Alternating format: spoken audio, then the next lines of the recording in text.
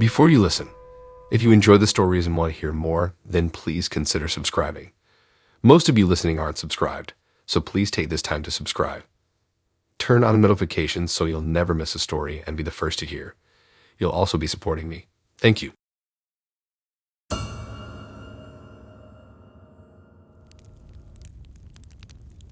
I was so excited to get away for the weekend with my friends. We booked this cute little cottage in the countryside of Wales through Airbnb. It looked cozy and quaint in the photos online, like something straight out of a storybook. The five of us piled into two cars and started the drive out of London early Friday morning, ready for a relaxing couple days away. So there we were, the whole crew pumped up for a laid-back weekend in the heart of the Welsh countryside. We roll up to the cottage, and I swear it's like we stepped into a postcard. Green fields, rolling hills, and sheep just doing their sheep thing. But plot twist, as soon as we hop out of the cars, my excitement nosedives. The cottage, not exactly the charming haven from the pics. Peeling paint, yard overrun by weeds. It's clear this place has seen better days. But hey, we're not about to let a little rough exterior ruin our vibe.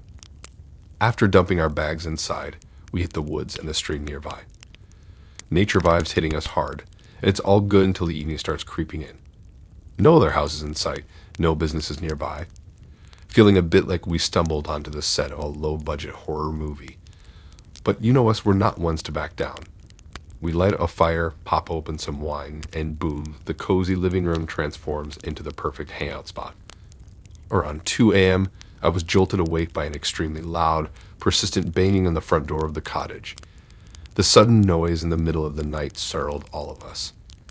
We had no idea who could possibly be knocking with such urgency in this remote area at this late hour. My friends and I all looked at each other wide-eyed and afraid. The relentless banging continued, echoing through the quiet cottage. We stayed huddled in our beds, paralyzed by fear and uncertainty. None of us wanted to go answer the door, but we knew we couldn't just ignore it either. After several agonizing minutes of debating in hushed whispers, I finally worked up the nerve to go investigate. I tentatively crept out of bed and tiptoed through the dark living room toward the front door. My heart was pounding wildly in my chest. I took a deep breath and cautiously peered out the window first.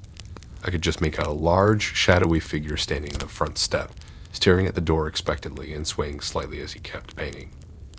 With trembling hands, I slowly unlocked the door and opened it a crack. An overpowering odor immediately overwhelmed me, a mix of body odor, dirt, and alcohol.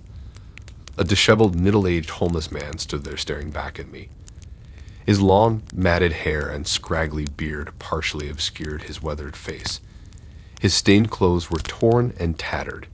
He started rambling almost incoherently, but I could make out that his car had supposedly broken down somewhere nearby, and he needed a place to stay the night. I stood frozen for a moment, flooded with emotions, discomfort, pity, but most of all fear. Every instinct told me not to let this unpredictable stranger inside. As politely yet firmly as I could manage, I stammered that I was sorry, but he absolutely could not stay here with us. He became instantly agitated, his slurred ramblings growing louder and more erratic. He refused to leave the doorway, insisting he had nowhere else to go and we needed to take him in. Panic rose in my chest. I raised my voice and stated more forcefully that he had to leave right now. My friends watched the tense exchange unfold from behind me, huddled together in dread. Finally, after what felt like an eternity, the man stopped his tirade. With an eerie calmness, he held my gaze and muttered that I'd regret this. Before I could respond, he turned and shuffled off into the darkness towards the wooded area surrounding the cottage. My whole body shaking, I quickly slammed the door through the deadbolt and rushed to wake up the only other male in our group so we could do a full inspection of the property in case the man was still lurking outside somewhere. Once we confirmed he was gone, I collapsed into bed again. But I couldn't fall back to sleep, my mind racing anxiously until sunrise. Who was that man? Would he come back to hurt us? I stayed on high alert until morning. The next morning, we all planned to pack up and head into town for the day. But when we went to load our bags into the cars, we were met with a horrible surprise. All 10 of our tires had been slashed. The cars were sitting on their rims, tires utterly destroyed. We quickly realized it must have been that man from the night before seeking revenge for us not letting him stay. We felt isolated and trapped out there without transportation, no neighbors or businesses for miles. There was no cell service to even call for help. Fortunately, my friend's car had a spare tire, so a few of us crammed in and slowly made the bumpy drive into town on the one good tire. The rest waited back at the cottage, terrified the man might return. We ended up having to buy all new tires in town, which cost a fortune. The whole scary ordeal tainted the rest of the trip, and we cut our stay short, no longer feeling safe or relaxed there after what happened. I couldn't wait to get back to the city. The nerves from that weekend stuck with me, making me jumpy and paranoid for weeks after. I'll never stay remotely again. From now on, I'm sticking to proper hotels right in town. Lesson learned. Sometimes picturesque countryside getaways aren't as idyllic as they seem. There can be dangers lurking beneath the surface, even in the most rural and isolated of places.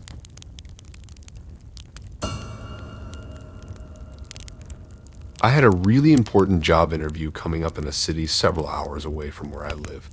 The interview was scheduled for first thing in the morning, so rather than drive there super early the same day, I decided to just get an Airbnb the night before. This way I could arrive relaxed and well rested. I browsed Airbnb listings for places close to where the interview would be held. Finally, I found a reasonably priced room in a small apartment building that looked nice in the photos. It had a 4-star rating with mostly positive reviews, so I went ahead and booked it for the night before my interview. After work, I embarked on the long drive to the city. I arrived at the apartment building around 8 p.m., found parking, and lugged my small suitcase up to the third-floor unit that was to be my home for the evening. The host had left very clear instructions on how to retrieve the keys from a lockbox on the door. I unlocked the door and stepped inside. The apartment layout was simple: a small living room and kitchen, a bathroom, and 2 bedrooms. My bedroom for the night was sparse but clean, with just a bed, a nightstand, and a dresser. I set my suitcase on the floor and flopped onto the bed, exhausted from the drive. After laying there for a few minutes, I got up to brush my teeth and change into pajamas before climbing back into bed. I set an alarm on my phone for 6 a.m., knowing I'd need lots of time to get ready before my 8 a.m. interview. At first, I had trouble falling asleep, tossing and turning, anxiously thinking about the big day ahead. But eventually sheer exhaustion took over and I sunk into a deep sleep. Sometime in the middle of the night, I gradually became aware of hushed voices nearby, pulling me out of my slumber. In my groggy, half-awake state, I couldn't make out words, just the murmur of 2 male voices having a conversation in the hallway right outside my room. It seemed to be trying to keep quiet, but their voices still disturbed my sleep. Annoyed to be awakened for no reason, I pulled the pillow over my head, trying to block them out so I could go back to sleep. But just as I finally started drifting off again, I was jolted awake when one of the men outside my door said very clearly, "Yeah, this is the one. It'll be easy, just pick the lock." I shot up in bed, instantly alert. Wait, did I hear that right? Were they planning to break into my room? With my heart hammering, I slowly and silently slid out from under the covers. I tipped it over to press my ear against the door, straining to hear more of their hushed conversation. Sure enough, I could distinctly hear 2 male voices strategizing just outside in the hall. They spoke in low whispers, but I was able to make out enough to piece together what they were plotting.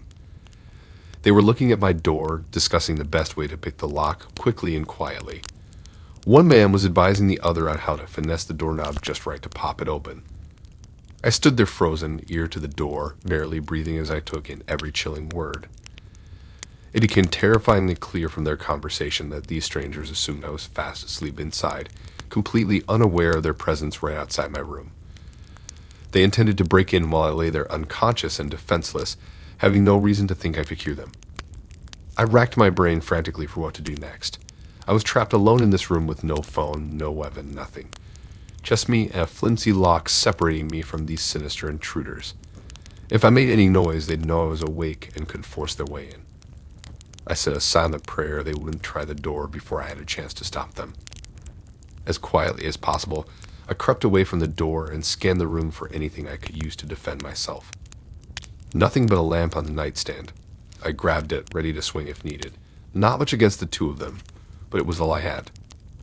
Planting myself to the side of the door, I stood completely still and waited, lamp poised to strike, listening to them continue working on the lock. The seconds felt like hours as I held my breath, praying they wouldn't get it open before I had a chance to scare them off. Just as I detected the click of the lock releasing, I knew I had to act. Gripping the lamp tight and summoning every ounce of courage I possessed, I screamed at the top of my lungs. I loudly announced, "I can hear you both out there, you know. I already called the police and they're on their way, so you better leave immediately unless you want to get arrested." I winced as my voice came out shaky and unconvincing, completely betraying the fact this was a total bluff. I hadn't called anyone, but miraculously, somehow it still worked. I heard the men curse loudly in surprise, followed by the blessed sound of hurried footsteps retreating from my door and down the hall. One of them hissed, "Forget this. She's awake and called the cops already." I listened intently, body tensed, not exhaling until I heard the main door of the unit open and close again, signaling the men had left the apartment. I stayed frozen in the bed for a long while afterwards, shaking and trying to slow my racing heart as the panic slowly receded. I didn't sleep another wink the rest of the night, completely shaken by what had just transpired. As soon as the sun rose, I quickly gathered my things, checked out, and left to just wait out at a nearby coffee shop until my interview time. I kept anxiously looking over my shoulder the whole day, terrified those men could still be lurking around. Thankfully, I somehow managed to pull myself together enough to get through the interview successfully. But that horrifying Airbnb experience ruined what should have been a simple work trip. I'll never again just blindly book a place without thoroughly researching the neighborhood first, that's for sure. And I definitely won't stay somewhere alone ever again. That was way too close of a call for my comfort.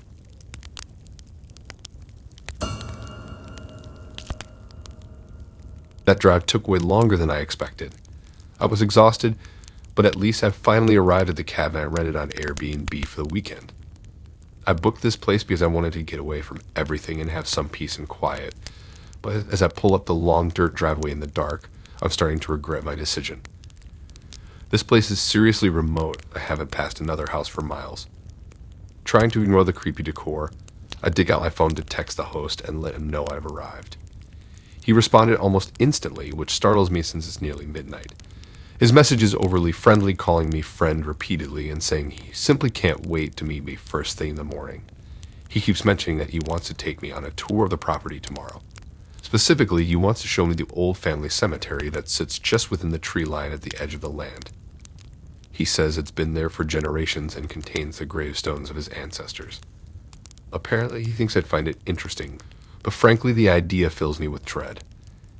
His insistence gives me the impression that he really wants me to see it for some strange reason. He's pushy about it, telling me multiple times that the cemetery is a must-see, and it's a very special place that he can't wait to share with me.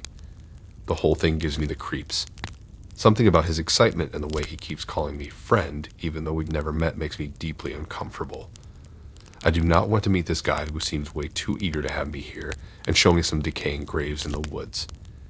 The excessive friendliness feels forced, like he's trying too hard to get me to let my guard down. His persistence about the cemetery is just strange. Why is he so excited for me to traipse around some old headstones? I don't get it at all, but I know for certain there's no way I'm going near that place, especially not with him as a guide. Overall, something just feels really off and menacing about this host, and I regret coming here at all. I'm now terrified at the thought of running into him tomorrow morning. No thanks, I'll be avoiding it at all costs. I quickly text back a vague reply, turn off my phone, and decide to just go to bed. As I lay in the lumpy mattress that smells faintly of mildew, I regret not booking a hotel instead. The wind outside causes the old cabin to creak and groan. It's freezing even under the covers, and it's so quiet out here in the middle of nowhere. The silence itself feels sinister. I swear I keep hearing voices whispering and chanting just at the edge of perception, but when I sit up and listen closer, there's nothing. It must be my exhausted, overactive imagination. Eventually, I fall into a restless sleep, plagued by nightmares of shadowy figures doing some kind of occult ritual in the woods. I awake suddenly to what sounds like distant chanting. This time I know I'm not imagining it. It seems to be coming from somewhere in the dark forest surrounding the cabin. I try to rationalize it away. Could be teens messing around, some kind of wildlife, anything other than the terrifying possibility that there's a legitimate cult conducting occult rituals on the property. The chanting continues as I squeeze my eyes shut and curl into a ball, wishing for morning to come. After what feels like an eternity, I finally hear the voices recede into the distance. Were they ever really there at all? I can't tell anymore in my sleep-deprived, anxious state. As the first dim rays of sunlight creep across the room, I breathe a sigh of relief. No way am I spending another night here. I get the hell out of there as fast as I can, not even bothering to eat breakfast or shower. As I toss my bag in the trunk, Oa suddenly appears from around the side of the cabin holding an axe. He looks confused when I tell him I'm leaving, saying, "But friend, we have so much fun planned for you today." "Stay.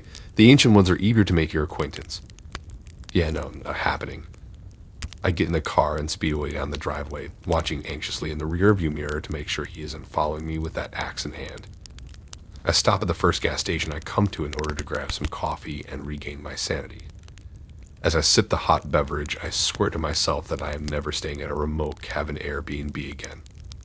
From now on, it's chain hotels all the way. But even as I start the long drive back home, the memories of that place stay with me. And I'll be seeing those sinister occult symbols and hearing phantom voices chanting in my nightmares for a long time to come. Thanks for listening in. If you like these stories and want to hear more, then please subscribe and like and support this new channel. We have more stories for you to listen to.